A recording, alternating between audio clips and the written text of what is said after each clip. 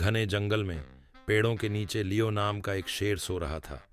जब लियो सो रहा था, मैक्स नाम का एक छोटा चूहा आया और शेर के पेट पर कूद पड़ा।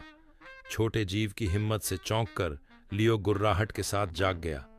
कौन मेरी नींद में खलल डालने की हिम्मत कर सकता है? उसने गरजते हुए कहा। मैक्स डर से कांपते हुए माफी मांगी। ओह ताकतवर शेर, मुझे बहुत खेद है। मेरा इरादा तुम्हें परेशान करने का नहीं था। कृपया मेरी जान बख्श दो। चूहे की बहादुरी से खुश लियो ने मैक्स को जाने देने का फैसला किया। तुम एक छोटे जीव हो, लेकिन तुम्हारा दिल बड़ा है।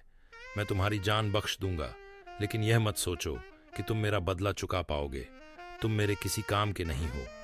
मैक्स अपने जीवन के लिए आभारी किसी दिन लियो की रहमदिली चुकाने का वादा करता है।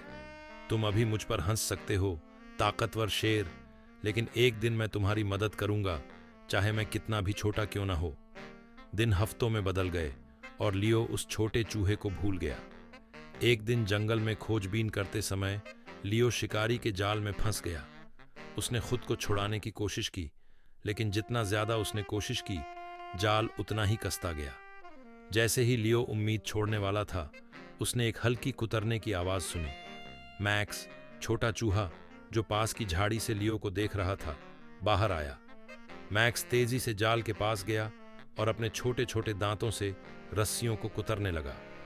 लियो ने हिरांगी में देखा कि मैक्स कड़ी मेहनत कर रहा था। आखिरकार उसे जाल से छुड़ा लिया। मैक्स की मदद के लिए आभारी लियो को एहसास हुआ कि सबसे छोटा मखलूक भी बड़ा बदलाव ला सकता है। तुम सही थे छोटे चूहे, लियो ने कहा। तुम भले ही छोटे हो, लेकिन तुम्हारा दिल बड़ा है और तुम्हारी मदद अनमोल है।